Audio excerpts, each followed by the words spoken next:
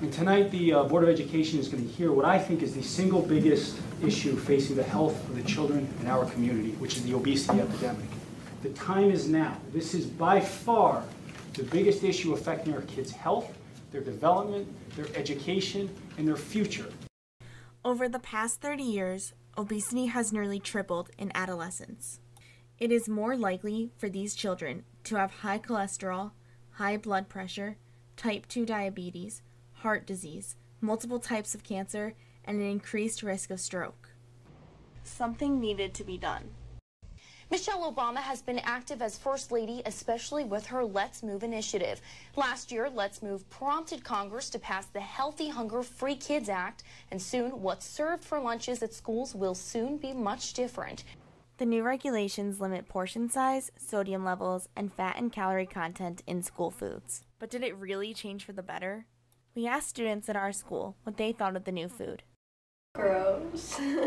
On the days that I have to have lunch there, I'm sad because it's gross and I don't want to eat it and the chicken is brown. It just looks weird. Like some of it's good and some of it's bad, I guess. It's gross and unsanitary. Questionable. Disappointing. Needs improvement. They're trying to make it healthy, but I don't think it is healthy. It's not. It's just, they just made it taste worse. We weren't the only ones who have noticed a change. The negative reaction was widespread. A school in Kansas had 1.5 million hits with this YouTube video.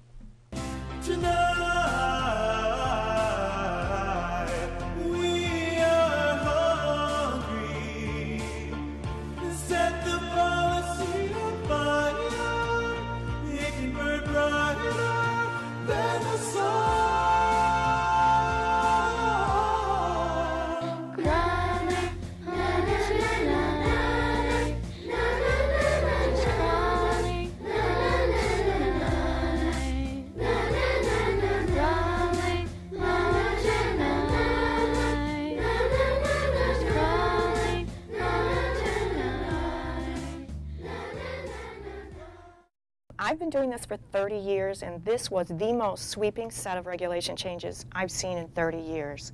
They are focusing very heavily on the young children up to 18 when you rotate out of these school food programs to help offer the foods that are best designed to result in healthy children and then healthy adults, because that's where people's habits are most easily formed and changed.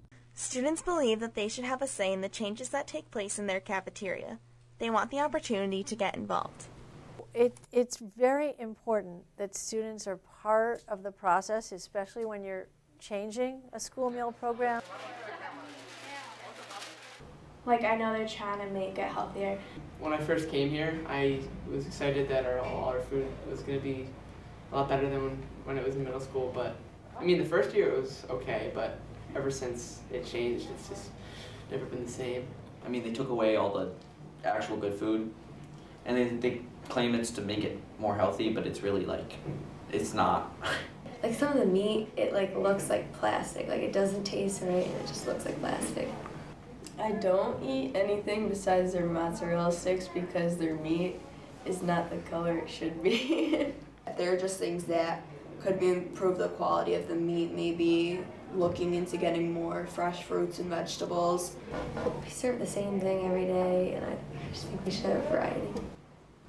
They need to have input, and the process needs to happen gradually, and it needs to be really with students and staff, the food service. Everybody needs to be involved. The initial choices about what foods in general are to be put on the menu come from past practice, what we know works well and sells well as what we're required to start offering. That's why some of the new things are coming on, and then student preference. So it's probably a three-way driven process. The back part of that is we make a decision about what students are going to be offered by what we put on the menu. I think really where the power to make a difference in school meals lies is on the local level. In the districts where people are active and they're advocating and they're not giving up, and just because it is a complicated and a difficult issue, they're making changes, and they're connecting the cafeterias with the classrooms, so they're actually learning about food in their classes and then also in the cafeteria. They're sourcing from local farmers. They're building school gardens, which we're doing a lot here in the state of Connecticut. And then students are growing things in school gardens that is then being harvested and used in the cafeteria.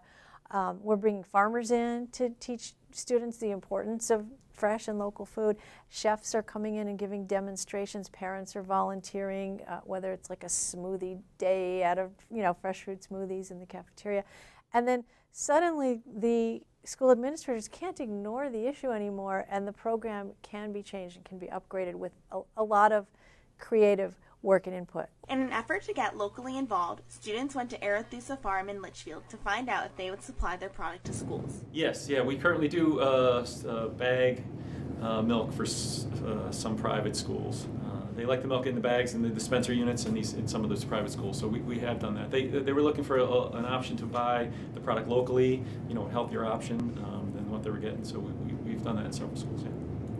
The public schools are a little different. They're usually under contracts, on large contracts, so the food service providers have a large contract so they don't have the same amount of flexibility to pick a small local operation like us. We wanted to know what solutions could be implemented right now to improve the food in our school.